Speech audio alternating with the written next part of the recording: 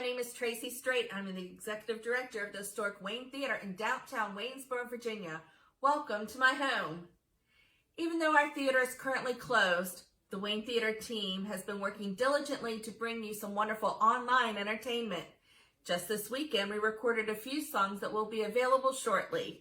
We'll be bringing you book readings for any and all ages, theater tidbits, songs. Our very own Jimmy Overton will be sharing wonderful behind-the-scenes movie gems as he introduces some of our scheduled classic films. Recently, we were able to bring together, at least 6 feet apart from one another, our youngest cast of Frozen Jr. Mom and Dads brought their youngest actors and singers to a nearby parking lot where we set up a sound system, and they remained in or on their cars and sang through the whole show. It was just wonderful. We have some great photos and video footage that we will share with you on At Home with the Wayne. There are many ways that you can help right now while the Wayne Theater is closed. Please keep checking our Facebook page, YouTube channel, and our website. Our website, you can support the Wayne through generous donations. You are the star of the Wayne Theater. That is our tagline, where the stars align, and you are the main star. Please consider a donation at this time. Become a partner in the arts. Purchase a gift certificate for the future, as we will be reopening. Purchase tickets for future events. And by letting us know that you would like to donate your purchased tickets for canceled shows. From all of us at the Wayne team, be safe, be kind, be hopeful, wash your hands, reach out and make someone smile. Sing along with us through any of the music and enjoy At Home with the Wayne, and we will see you soon at the Wayne Theater.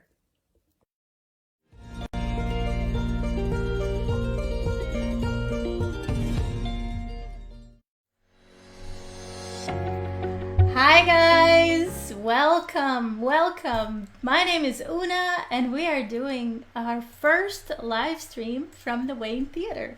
We are so happy to have you here and we're so happy to bring you At Home with the Wayne. And today we are featuring our production of Frozen Jr. and we'll be going live with director Leslie Larson and music director Sarah Kramer. Thank you so much for joining us. And can we welcome Sarah and Leslie? Hello. Hi guys. Hello. We're doing this. We're live. Okay, we're doing this. So yeah, as Una mentioned, my name is Leslie Larson. I am the director for Frozen. And I'm Sarah Kramer, and I'm the music director for Frozen. And we are here talking to you live, which is a total first for me, right? What about you, Sarah? Absolutely. Never, ever done this before. Which is exciting, especially because we're here to talk about Frozen Jr. Live right now. But this is also an interactive experience. So we're here to answer your questions. So please ask away. Please. The sooner the better. Yeah. We do have a link to our website that will be popping up in the comments section to the right of your screen as well. So please feel free to pay what you will as you watch our live stream At Home with the Wayne. We have many ways which you can show your support, and we appreciate your contributions. So Frozen is Frozen is just one of several shows that Sarah and I have collaborated on underneath the Broadway Workshop series at the Wayne. It's a great program for kids ages 8 to 18 to learn about the process of auditioning for and being in a full-scale musical. This past fall, we worked on Elf Jr., the musical. That was a delightful process. So lovely. I'm trying to see who's here joining us right now, Sarah. We've got, do we have any Elf alumni here? We'll see. I see Alex Sullivan. He's saying hi to us. Hello, Alex. And Justin saying hi. Yay. And we'll see who else keeps watching. But yeah, so, our show right now is postponed thanks to the coronavirus. And it was originally scheduled to perform earlier this month. So together, we've been working on creative new ways to create and work online and to do socially distant activities for the cast of Frozen, and even for the future, for new educational opportunities at the Wayne. Yeah, it's really kind of required us to think outside the box a little bit, which I think everyone is having to do right now. Yeah. Coronavirus environment. Exactly. Everyone, in order to continue creating, which is what we love to do as artists, we need to figure out how we can keep doing an art form that needs to have people and needs to bring people together, how we can do that live, or how we can do that and still maintain social distance. Sarah, we have Katie, who's an alumni from several productions of working with our Broadway Workshop series. Yay. We have Landon, Buddy the Elf, from Elf last season. Our very own Buddy the Elf. Yay. Exactly. He's watching us. We got Pam here. We've got several friends of the Wayne watching us. I feel very fortunate. Hey, hello. No pressure. So Sarah, do you want to talk about, or do you want to show us, maybe we should show our Frozen parking lot video? Yeah, so as we were brainstorming what we could do in this new environment and how we could create and get people together without actually getting people together, this was kind of one of the first things we came up with, which was a little bit of it was an out-of-the-box idea, which I suppose was the goal. So we decided, first of all, to create an out-of-the-box invitation to our dear Frozen cast friends to kind of set them up for this unique idea that we had. So we're actually going to go ahead and play for you the video that we sent to the Frozen cast that invited them to participate in this kind of scheme of ours. Okay, here we go. Hey Frozen family, we love and miss you so much. So we put on our snow chorus crowns and decided to drive on over to the Wayne. But the only thing missing was you. We want to keep making magic with you even from a distance. So we're inviting you to our parking lot sing through. This Saturday afternoon, come to the parking lot across the street from the Wayne. We will stay in our cars, roll down our windows, and sing some Frozen Junior songs together. See, we're practicing social distancing right now. Hi Sarah. Hi Leslie. Please RSVP. There will be details listed below. We'd love to see you all. We love you so much. Bye. Bye.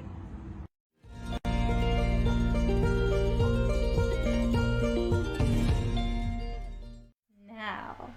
Oh my God, you guys, you are so adorable. And look at the crowns. Like nothing has changed between then and now. They're still on. I feel like we should explain the crowns maybe, because this is Yeah. a thing. So Sarah, you take it. So in trying to come up with costume elements for Frozen, there's a group of actors in Frozen Junior that are not in the movie, and they're not even in the adult version of Frozen the musical, which is called the Snow Chorus. And the Snow Chorus is this really cool like personified manifestation of Elsa's magic. And they do some really neat and really exciting things that I think we're going to talk about more in detail here in a few minutes. So we wanted them to have some really fun headgear as part of their magical costume, so they didn't run the risk of looking like ballerinas, or we wanted them to look very icy and magical. So Leslie and I got together with some of our collaborators one evening and figured out this adorable way to make snow crowns out of a very sophisticated material that we like to call hot glue. Yeah, hot glue and iridescent wrapping paper. Yes, and headbands, which has now become uniforms of this experience. We're taking it on. These are our crowns that we get to wear while in quarantine. Yes, every day, all day long. All day long. So as you guys saw in that invitation to the parking lot rehearsal, the goal was to get the kids together. And when we envisioned it, it was really going to be this, kind of just a silly way to get the kids out, to see each other again. We really work hard at creating an ensemble. And when you work together as an ensemble and you no longer get to be together, you have to sometimes that the bond can start to weaken. So it was really important to us that we bring the kids together, socially safe, of course. But Right. Sarah, why don't you talk about what actually happened, though? So- Like, we had this plan, and then what really happened? So the plan went surprisingly smoothly. We didn't know how this was going to go or how people would react. So we asked them to pull into this parking lot, and we indicated where they should park.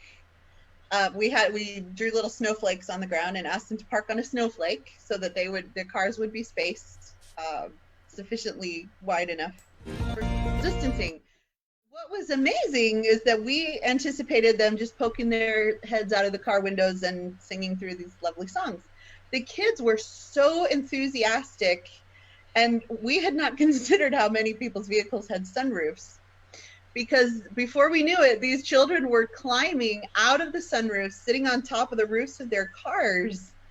And there was so much excitement. I think we were not prepared for the enthusiasm and the excitement that they had just to be able to see each other. I mean, it was freezing cold, and here they were sitting on top of these cars with their legs dangling in the sunroofs, and their wonderful parents are sitting in the car watching up in the sunroof these kids singing these songs like you would never have known that only a week had gone by since we had seen each other. It felt like they'd been starved for this connection for so long, and they just got to belt it out to each other across the parking lots. It was really amazing to watch. My favorite part about it all was, and I don't think you see this in the NBC 29 footage or the WHSV footage, you don't see it, but the kids were cheering each other on. At the end of each song, there was huge applause. They were saying, "You can do it. Go, Katie. You got this," kind of thing. There was one moment in a video that we're going to show you where we had this idea just to have them take little bows from their cars. And I was like, I don't know, can I get this done in a minute? I'm going to have to run from, the entire horseshoe of the parking lot. And I was nervous that I wasn't going to be able to get it done. And I was so literally moved and touched by the children who were saying, "You can do it, Leslie. We have faith in you." It really was such a magical experience. In fact, Una, do you mind if we show them a video of the kids singing? We didn't plan where the kids were going to be sitting during or parked, I should say, which actually kind of worked to our advantage. I think we're going to show a clip between the character Anna and the character Hans singing "Love is an Open Door." And the choreography is gorgeous on stage. So it's cool to see them trying to incorporate some of the choreography and the blocking we had given them, but they're, probably 8 to 10 parking spaces away from each other, singing, both of them sitting on top of their cars. So Una, why don't we go ahead and take a look at that one? Yes, here we go. Cool. Love is an open door.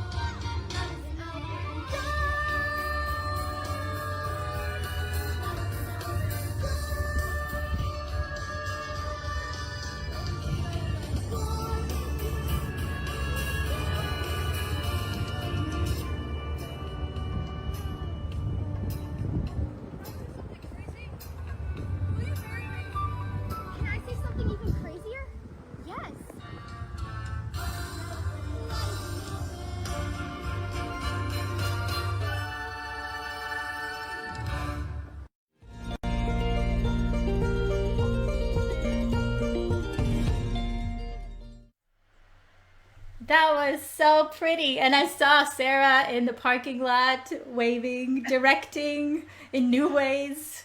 Right, with my very official director streamer.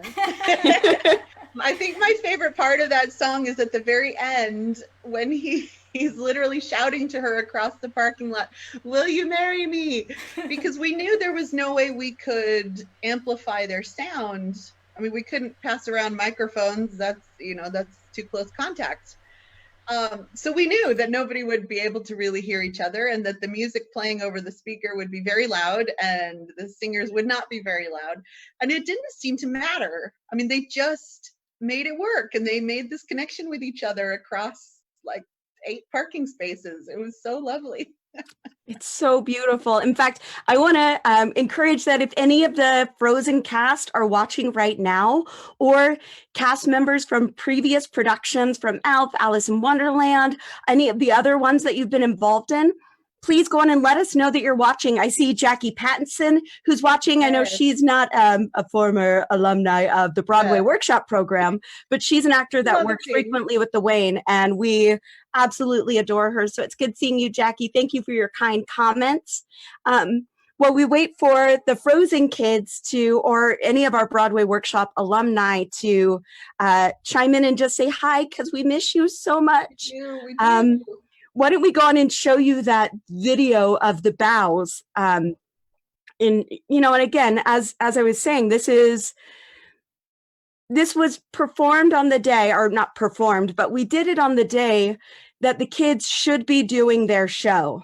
And again, not a thing that we had anticipated doing with them, but after they had just spent all of that time, and we were nearing an hour where they had been sitting on their cars, getting colder and colder, colder by the minute, which is the title of a Frozen song. As they were doing that, it just seemed right that they had put themselves out there in a vulnerable position. Again, it wasn't a performance, but people were driving by. And I feel like at a time when everyone was still trying to figure out this social distancing, everyone was just a little starved for something positive. And so we had cars driving by right in front of the theater, slowing down, lowering their windows, and kind of, craning their necks out of the window, trying to figure out what it is that we were doing. And it just felt like the right thing to do to give these kids a chance to have, at least on video, an acknowledgement of the work that they had just done, the risks that they had just taken for it. So why don't we go on and watch that? I think it's such an adorable little video. Also, remember that I'm running, trying to catch every single castmate as it's going on. And hopefully you can't tell. Here we go. Forgive us. Frozen bows.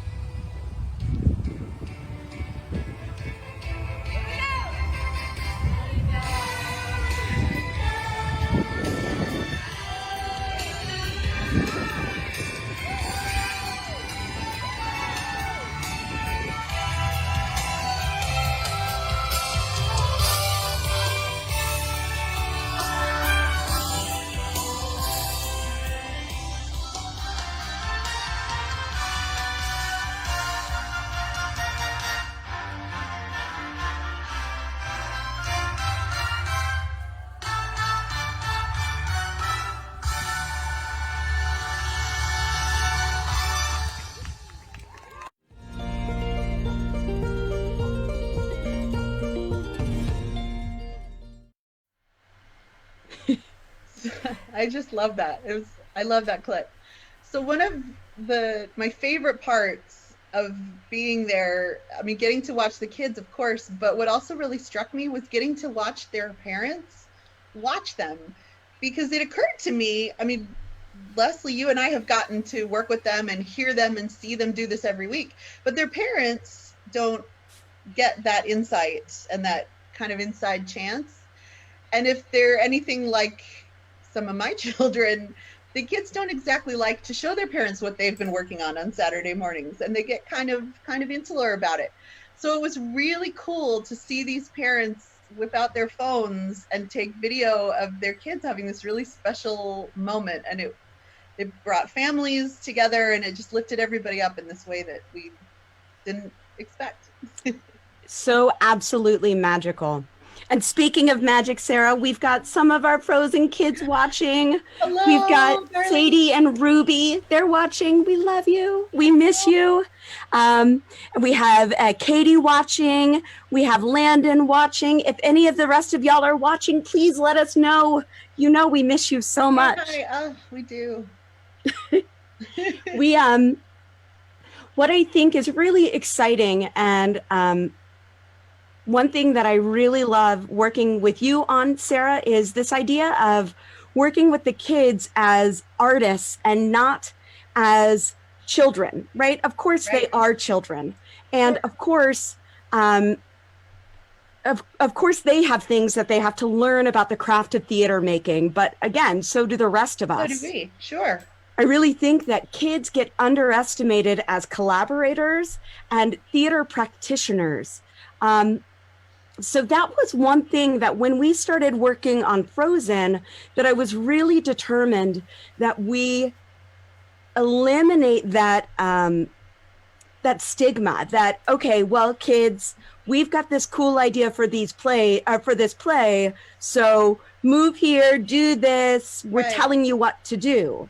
So that they're just chess pieces as opposed to collaborative within themselves. Right? Exactly, as opposed to collaborative artists, which they really are. Sure. And so I was really grateful for that chance that you and I had to work with this cast on several different layers of artistry with them. Do you want to talk about working with children as a music director, like how that gets a little different as well? Yeah, absolutely. I mean, there's some logistical issues that you just don't face when you're working with adults. And I mean, I was music directing a show with adults at the same time.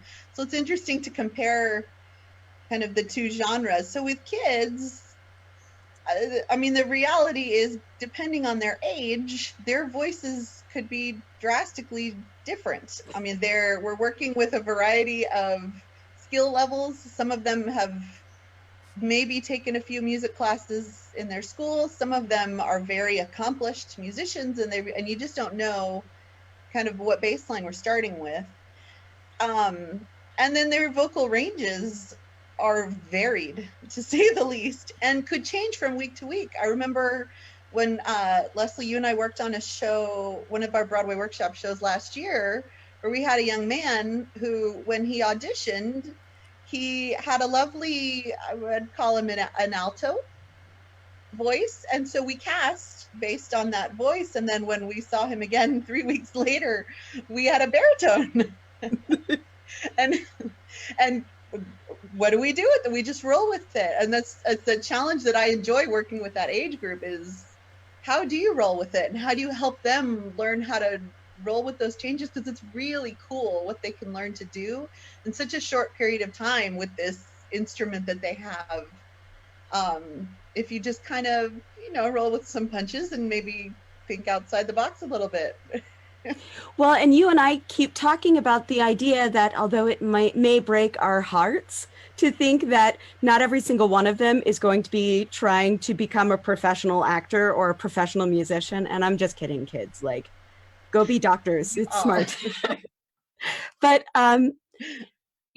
theater and this kind of musical theater training, this kind of acting training that we're giving these children really does extend far beyond the work on stage, right? Like when you teach a child how to be confident in taking a risk on stage, or how to, quite literally speak up, right? To be able to raise their voice, you really are giving them an education that's going to stay with them for a long, long time. And that's what I love about working with children, is that you know that you're giving them tools to help them in any walks of life that they choose to go down. Absolutely. It's so true. And you just never know kind of where they're going to channel those skills or those things that they learned. But it's really cool to watch. There's kind of a confidence that grows from that skill, and then they can take it and use it wherever they need to use it and wherever serves them. And it's so exciting to see what they can do. Yeah, the vulnerability skills that you learn of how to trust someone, the collaborative skills that you develop working on productions. I know as a child, I started acting when I was about 4.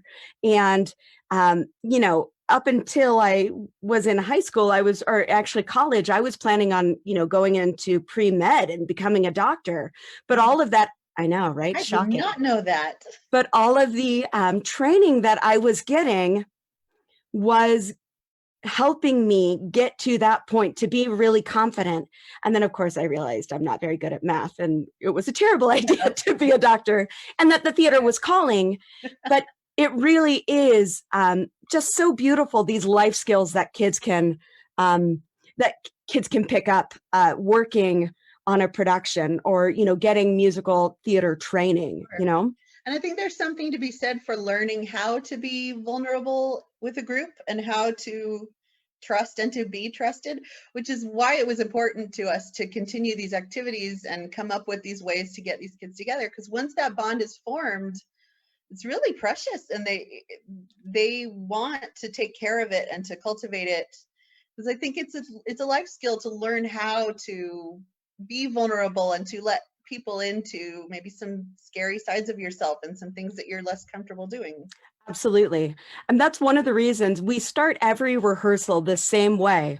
With our Frozen cast, with any of our Broadway workshop cast, gets started the same way. And in fact, anytime I direct, so my Importance of Being Earnest cast, we do this as well, where we do a daily check-in where the kids have to, every start of every rehearsal, we sit in a circle and we share one word of how we're feeling that day.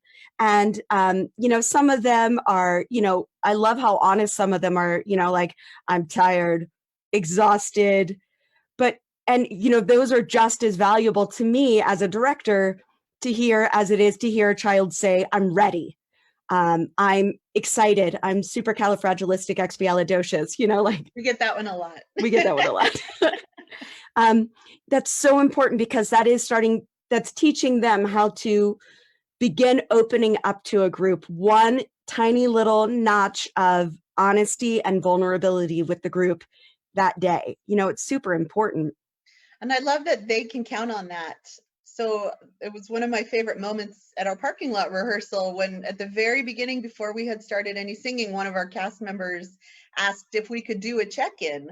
So we went around from car to car and they gave us their word and we hollered it out as loud as we could to the rest of the parking lot. But they knew that they wanted to start their rehearsal with that same thing, and they wanted to hear from each other how they were actually doing. Right. And they were honest, especially considering that we had been, just a few days into this social distancing, quarantined feeling. It's really, it was really beautiful. And actually, I'll be honest, it was emotional to have that check-in with those kids at that time. Beautiful. Absolutely. I want to talk about, and hey, y'all, Frozen kids, Broadway Workshop alumni, any of the parents watching, if you have any questions for us, don't hesitate, ask them. That's what we're here for, to answer questions. Obviously, if you can't tell, we like to talk. And our favorite pastime might be talking to each other. Maybe so. Maybe. So feel free to ask away. But I want to talk about, going back to this idea of using the lens that these children are artist collaborators and not just pawns. I love that that imagery that you just created, Sarah, with that. I want to talk about some of the ways that we incorporated that and we used that for Frozen. Frozen was really important for me. It was really important that we create a language of Frozen. And it's kind of interesting when you think about so to come up with the director's concept, I was doing a lot of, I was watching a lot of clips of different things, productions of Frozen that had been done, the movie a lot. And then I randomly stumbled upon this very weird / cool video where people in Japan were wrapping themselves up tight in fabric. And it was supposed to be like in a little cocoon-like ball. They were being wrapped up super tight in this muslin fabric. And it was a comforting thing. They were doing it to achieve comfort. And I thought, well, how weird, how cool. I love the idea that this fabric can represent comfort. What else can fabric do? And so that got us kind of, I wanted fabric to be a primary language used in Frozen, how we work with fabric, how we explore with fabric, how can we create the magic of Frozen there. It's really cool that, as Sarah mentioned, we've got this group of actors called the Snow Chorus, and they don't exist anywhere else other than in Frozen Junior productions. And they were originally created to handle the productions that might not be able to afford projections, to make the magic that is used on Broadway, the projected magic. Mm-hmm. The what? The high-tech way of doing it. Yeah, exactly. Also the expensive way. Yeah, exactly. And I thought it was really cool to get this group of people whose sole purpose is to create magic. Like, that's all they do. They are always present when Elsa is there, and they create magic with her. So as she's, raising fractals from the ground and all of that stuff, they're there as well. So that got me realizing that we really needed to create a specific body language for this show, which is great because we have several groups of actors that also need different kinds of body language. Sarah, do you want to talk about the Oaken family body language? Yes. Oh, they're my favorites. Right. So the Oaken family, if you remember from the movie, is the wandering Oaken's trading post and his family that are selling all of these big summer blowout sale. So I'm doing it with my head now, even as I talk about it. And they make this sound, all the Oaken says woohoo all the time. And we just thought that was hysterical and had a lot of fun talking about what would the rest of their body do when they're making that sound. And what if the whole family had that shared characteristic of making that sound and walking that way. And it didn't take a lot of prompting to these kids. We gave them just a little bit of direction in terms of making that sound and doing this. You can see we're both doing it with with their bodies, and they came up with some of the best comedy gold I have ever seen. And they were bumping into each other, and this whole language of that one sound and that one physicality that then we could put into their entire scene. We could put it into the way they moved on and off stage. We could put it into their choreography so that they were dancing in a manner that was consistent with this language. And it was just so charming. So adorable. So adorable. I cannot wait for an audience to see that. We've got some really lovely moments happening in the show involving them. And because they, as artists, again, like Sarah said, we gave them like a laundry list. Well, we need to make this sound. We need to make this, like when we make this sound, our heads naturally do this. What else happens? And that created several bits in the show that, as a director, I hadn't anticipated putting in, but because they were so funny, it felt wrong not to include it. It felt absolutely like it belonged in the show. Another really amazing one that I'm super jazzed about we talked about the snow chorus. Their physicality was really cool, pushing them out. It all stemmed from their hands. And then if all of my magic extends here, what does that look like? Hey, Una, can we show the picture of the snow chorus hugging Elsa? It's picture number 1. Yes. Yeah. Just so you can see how close they needed to get to Elsa, how much of a part of her they were. I wish I had gotten more footage before we stopped rehearsals, but lesson learned. Yeah. Oh, Quinn and Katie are here. Yay, hello. Hooray. Oh, I miss you guys. Are we showing the pic? Yes, we are. Oh, okay. Oh, sorry. I was waiting. No Sorry. problem, no problem. That's my fault. So you can see from this picture, this is Elsa, middle Elsa, surrounded by her snow chorus, and their whole purpose and their physicality. We gave them, okay, you had to push out with your hands. You had to try to draw her in, right? Not in a malicious way, but trying to show her that they're there for her. And during rehearsal, this was probably one of the moments in the entire show that literally chokes me up every time. Every time I see it, I want to cry because it's so beautiful. Is this moment of the snow chorus embracing Elsa, trying to comfort her, but she really only wants comfort from her sister. She hasn't learned to embrace them yet. Just a beautiful moment. She's all alone, and she's behind her closed door, and she can't get to anyone. Yeah. So the snow chorus was one of my favorite physicalities to start exploring, especially because they get to create the magic, which I think we'll talk about in a minute. But then the hidden folk is, in the movie, I think they're called the trolls. But they're not that in the musical. They're called the hidden folk. So that gave us a lot of wiggle room, that they no longer had to look exactly like the cartoon characters. And they've got this really gorgeous song that really, Sarah inspired some choreography with them. But when they were learning that song, a song is a strong word. It's like a call. It's how they're called. The Queen calls them when they need their help, and then Christoph calls them with this same tune later on. And it's a very short moment, but the music is really cool and kind of mysterious, in its overall sound. And so when we were teaching it to them, I noticed they were just sitting on the floor singing, and I noticed every time they sang this one particular part, they did this cool shoulder. They see we're both together. And I thought it was really neat that so many of them were kind of naturally moving with the music in that way. And so I said, I just pointed it out to them and said, notice what your body naturally wants to do. When we get to this part, let's keep that in your body, so that when you stand up and we put it on stage, let's keep that same feeling, because it's organic, it's coming from the music, and let's see what we can do with it. And it became this cool thing that they kind of ran with and kind of unified them all together.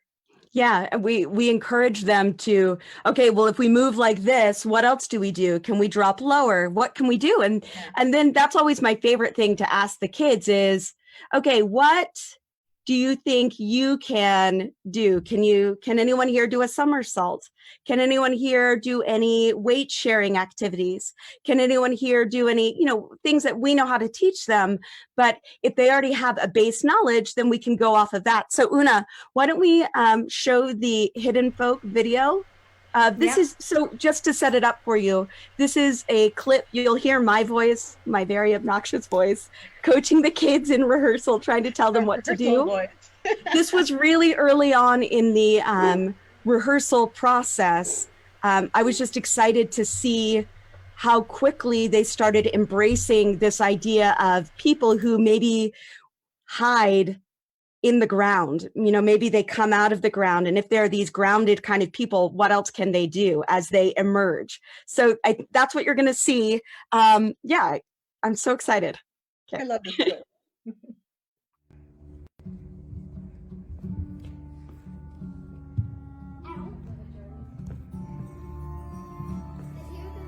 Make your poses.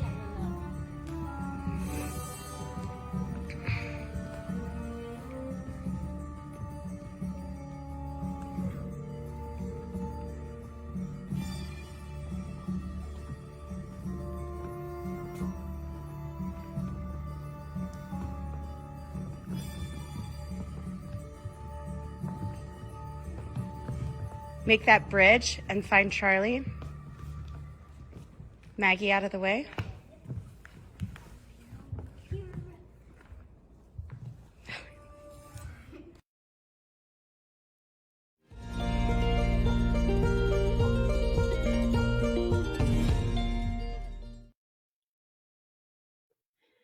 So I just love how that movement melds with that really kind of cool, spooky music playing. I don't know, I was really just impressed with the children's willingness to explore and play.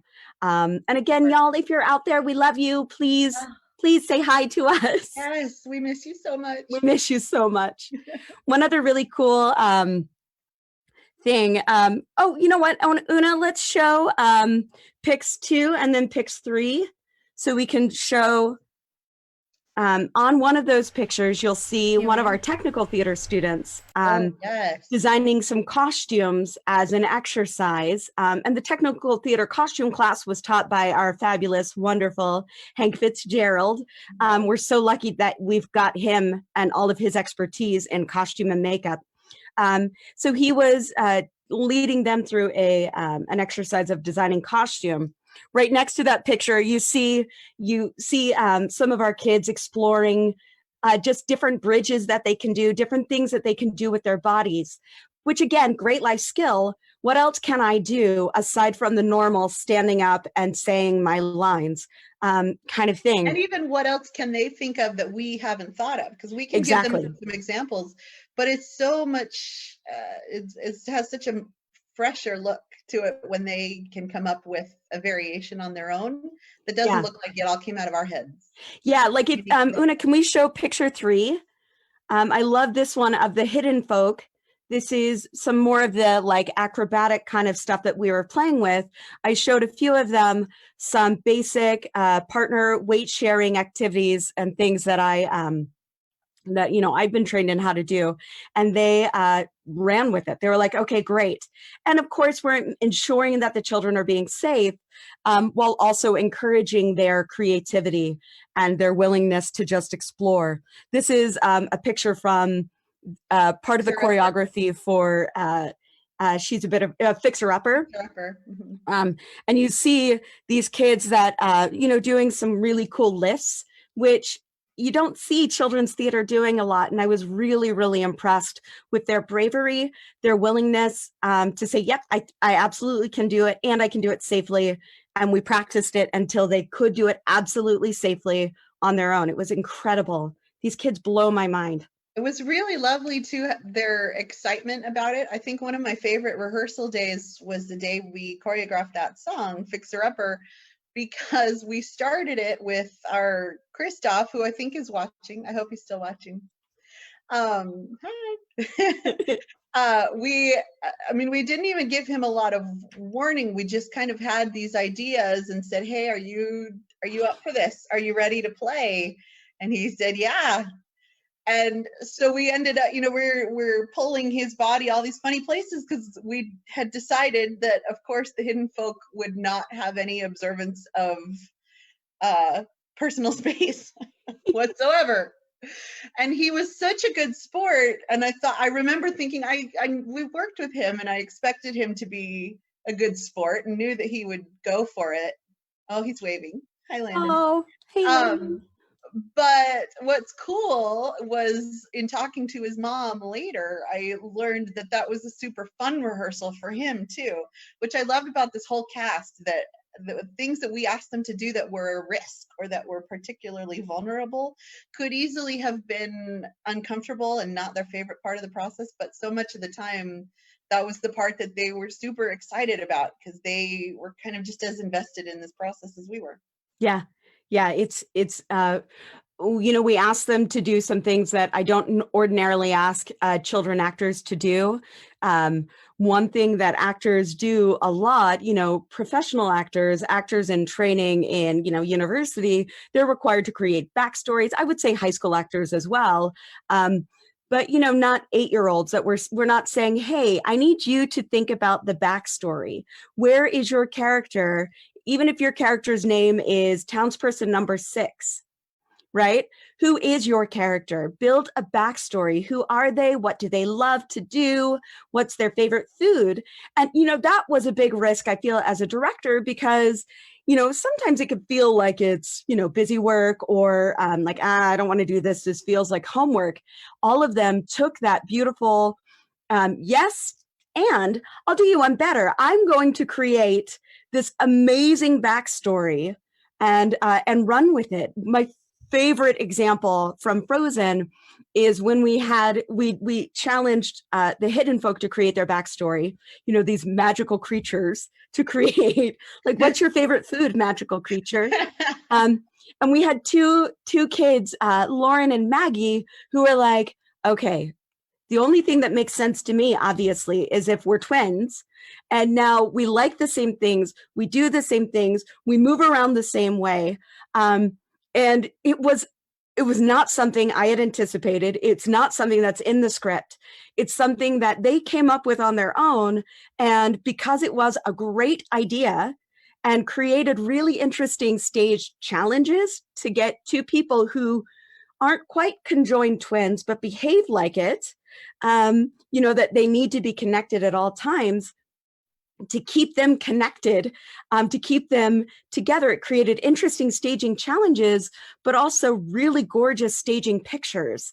I felt really, really lucky that those girls had that idea, and that, it was such a good idea. We just were like, absolutely, this is staying in the show, And it was so cool to watch them work that idea too, as we got farther, weeks later, as we're choreographing a song, and they realize, wait, we have to adapt this because we're twins. And they never went away from that or wanted to give up on it and go a different direction. They just said, okay, how would we do this if we were joined at the hip, or what?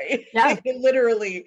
And they had the coolest ideas. And then the other hidden folk would come in and help them and say, ooh, what if you did it this way? And I'll come here and we'll help you out this way. It was such a cool exercise in rolling with it. Yeah. And in ensemble building. And I think that's what you and I try to do, Sarah, not just with Frozen, but with the other shows that we've worked on together as a creative team. Our primary goal is to embrace this yes and. In the theater, we use this term a lot. It's an improv term where no idea is a bad idea. So I'll say, hey, Sarah, what do we think about doing XYZ? And Sarah's response would be, yes. And 1, 2, and 3. Exactly. So we build on these ideas. And, we try to create that environment where they feel safe doing this, and where they can learn to trust their own creative sensibilities a bit more, so that they do become collaborators just as much as we are collaborators. Yes, of course, Sarah and I have the overall vision because someone has to, and Sarah's not going to let them just go do some songs that she hasn't worked with them on, right? I'm not going to just say, okay, kids, go create, it's structured, of course, but it's always under the guise of, we trust you, we trust your sensibilities, we will help you if you don't know what to do. And we are all here in this together, right? I don't ask the kid, you don't ask the kids to do anything that I'm not willing to get down on the ground and roll around, like a hidden folk with them either. Absolutely. Trust me, they look a lot better than I do. Oh, for sure. Doing it. And they're probably a lot faster. Oh, definitely a lot faster. I just think it's important. We have high standards, of course. And we're I feel like our team is creating important and professional level theater. So our standards are high, but it's a super welcome, super inspiring environment. And I think super helpful for these, again, not only just for the kids that want to become professional actors, but learning that kind of confidence will help a kid no matter what, no matter what they decide to do. Especially because the standards are high, that I think it's okay to have those high standards. I mean, they rise to it every time. Have we ever had a situation where we thought, oh, we have set these kids up to fail because they just couldn't do what we expected them to do. I don't think that's ever happened. Every single time they exceed our expectations, and the quality of the show can be stellar, no matter whether you're working with adults or kids or what. It doesn't matter. The quality is there, but so much of that depends on whether or not they feel confident and safe in that space to kind of be that vulnerable and that ready to try. Yeah, exactly. I love that that idea of them feeling comfortable to be vulnerable. Hey, y'all, we only have a few minutes left. So if you've got any questions for us, I feel like we're kind of killing it at being able to look down and see who's watching or who's, there was a navigation thing I was worried about. So, but no, we can see your questions. So please feel free to ask if you've got anything for us. Sarah, I'm going to say one of my guilty pleasures during quarantining just for a second while we wait and see if anyone is listening. Yes. I certainly, during quarantine, I have been doing something very naughty, and that's eating a lot of ice cream. I don't think I should be eating this much ice cream, but yesterday my neighbor dropped off a piece of cake, and I'm not going to lie, I didn't share it with my kids, and I ate it. So that's my quarantine guilty pleasure. Quarantine woes. Quarantine woes. Absolutely. So it looks like we have a question from Justin. Yeah. Oh, yeah. About how many weeks the workshops last. He says, the students must grow during this process. So cool to be a part of that. Yeah, so the workshops are 10 weeks long, which when you think about it, that it is an intense period of time, 10 weeks. We rehearse only on Saturdays from 9 a.m. to 1 p.m. with an occasional like tech rehearsal thrown in there as we get closer to production. So that is a long time for them to work outside on their character, on their music. We give them the tools so that they can do that at home. And that certainly is our, weekly reminder that Saturday is not the only day to be working on Frozen or whatever show that we end up doing. But it's incredible. I think my absolute favorite, I have so many about this, is watching the kids at auditions, the ones who are too scared to sing even by themselves, who get groups of people to sing with them, which of course we do, because this is not meant to be a scary theatrical experience. Watching those kids by the end of that 10 weeks become so completely confident that they don't even need a microphone to say their line, like, I'm so scared I can't even sing alone. To now, not only can I sing this solo line alone, or can I say this line alone, but I'm going to do it with creativity. I'm going to do it with confidence. Literally, I get all sorts of emotional when I think about that, because as a shy kid growing up, theater saved me. And, I really do think that the power of theater is so strong for kids with anxiety, kids with shy confidence issues, those kinds of things. It's incredible. Absolutely. Yeah. Oh, we've got a question. What do kids in the technical program learn? How hands-on is it? Do you want to start with that one, Sarah? Yeah, the technical program is really special to us. It's something that we just rolled out this year. Because I think I know Leslie, you and I both know a lot of kids who really want to be involved in theater and have that experience and that camaraderie, but the stage is just not their thing. They just don't want to get up and sing and dance in front of a whole slew of people, or maybe the thought of memorizing large chunks of things is really stressful to them.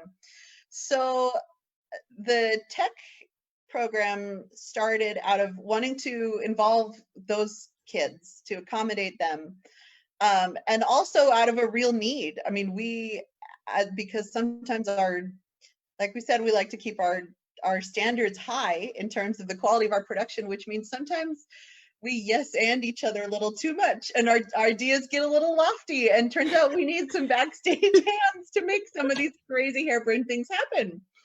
We get so excited. So the tech program is so cool because they're getting a really well-rounded exposure to all the different elements that go into theater, and they learn just how much skill is invested in every one of these productions from so many different directions.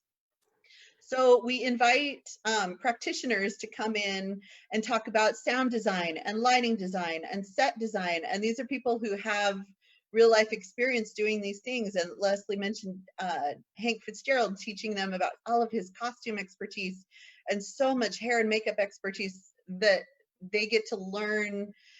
They get to listen and learn from these practitioners, and then they get to do hands-on activities to kind of get their hands dirty and try it themselves. So we have large chunks of our sets that are painted by our technical kids.